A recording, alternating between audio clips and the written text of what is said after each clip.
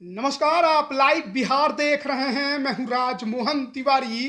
प्रदेश और देश में पर्व त्योहारों के मौसम की समाप्ति के बाद अब एक बार फिर से राजनीतिक चहलकदमी और गर्माहट बढ़ने वाली है, क्योंकि आगामी 2024 लोकसभा चुनाव से पहले आपको हर वो साम दाम दंड भेद देखने को मिलेंगे जिसके जरिए तमाम राजनीतिक दल अपने वर्चस्व को बढ़ाने की कोशिश जमीन पर करते नजर आएंगे। हालांकि इसकी शुरुआत तो कई महीने पहले हो गई, जिस तरीके से बिहार में बीजेपी के शीर्ष नेताओं का आने जाने का सिलसिला शुरू है। हालांकि इसके अलावा अब देश में एक नया राजनीतिक फ्रंट बना है जो कि विपक्ष का है। नाम है INDIA गठबंधन, और इसके जरिए 2024 में केंद्र की सत्ता से बीजेपी को बेदखल करने की तैयारी है। हालांकि इस गठबंधन की बात आगे बढ़ नहीं पा रही है,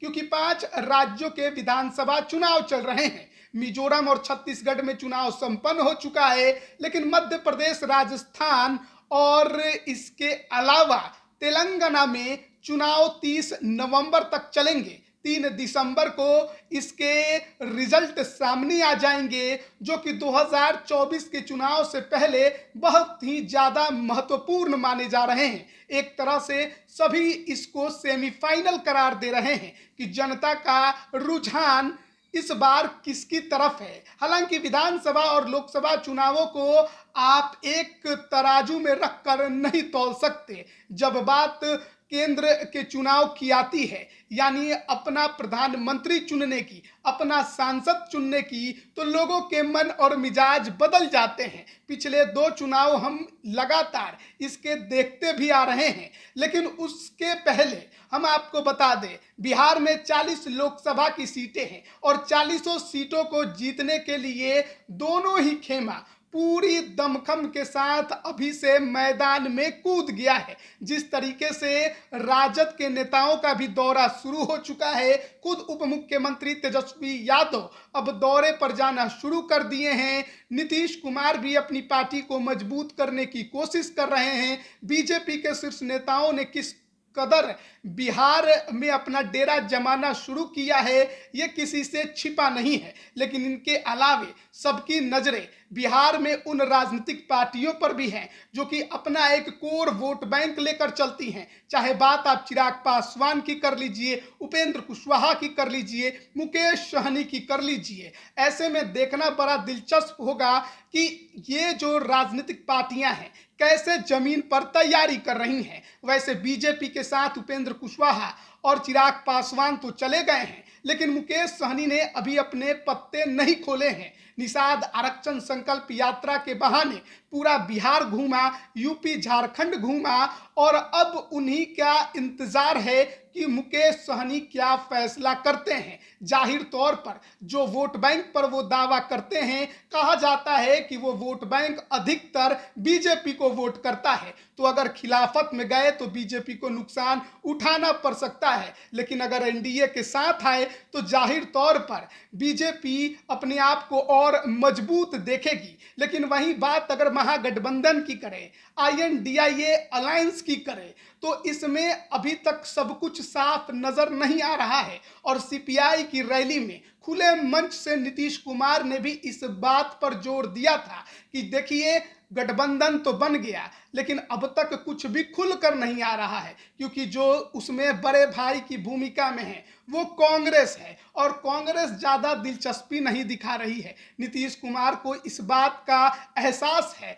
कि नीतीश कुमार इस गठबंधन में बड़ी भूमिका के लिए शायद उन्हें कांग्रेस कुछ भी देने को तैयार नहीं है। लेकिन खुले मंच से इस बात का एहसास कराने की उन्होंने कोशिश की कि जितना देर करिएगा उतना फायदा बीजेपी को होगा। महागठबंधन या कहिए इंडी अलायंस इंतजार में है कि ये विधानसभा के चुनाव जो 5 राज्यों में थे वो संपन्न हो, रिजल्ट आए, उसके बाद शायद कहीं कांग्रेस बात को आगे बढ़ाए। लेकिन कई रैलियों की बात की गई, एक प्लेटफॉर्म की बात की गई, तमाम विपक्षी एक साथ आए इसकी बात की गई, लेकिन इन विधानसभा चुनावों में ये बिखरते नजर आए हैं। खुद जनता दल यूनाइटेड मध्य प्रदेश में कांग्रेस के खिलाफ चुनाव में उतर गई, 10 कैंडिडेट उतार दिए। जाहिर तौर पर इसके वजह से ऐसा लग रहा है कि अभी ये गठबंधन पूरी तरह से एकजुट नहीं हो पाया है, लेकिन 24 के चुनाव से पहले अब दिसंबर का महीना जो आएगा